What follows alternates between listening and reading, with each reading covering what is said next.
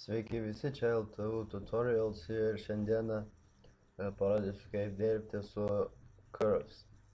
Tai yra spalvų, jeigu versti tiesiogiai, tai yra spalvų išlenkimai, bet tai suteikia efektų įvairių spalvoms. Ir aš naudosiu šį paveikslėlį, nežinau, yra aprašyme nuoroda, jeigu norite, galite naudoti, galite turėti savo. Ir štai, atvirkiname backgroundą, einame į layer, new adjustment layer, curves. Čia varnelę uždedame, jeigu norime, kad kai būna daug layerių ir norime tik vienam pritaikyti, esančių žemiau, tai uždedame šitą varnelę, jeigu ne, tai jeigu visiems, tai tada ok, viskas. Ir štai čia yra kreivės. Jeigu paimsime bet kurioje vietoje ir tempsi žemyn, iš karto matome efektą.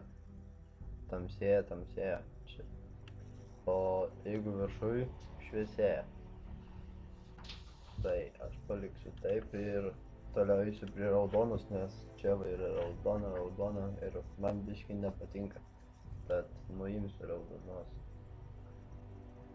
Va. Žalia.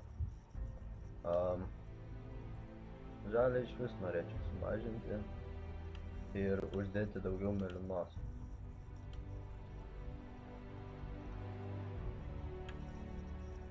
Tai.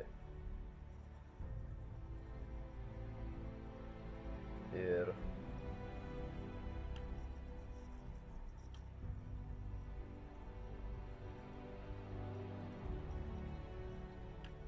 štai mes galime taip daryti visą dieną.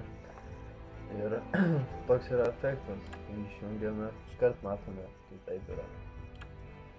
Tad taip galite pašviesinti, patamsinti savo nuotraukas, kad nebūtų saulės spindulių apšviesta ir panašiai. Tad gero naudojimo ir prenumeruokit kanalą ir laukit naujų pamokų.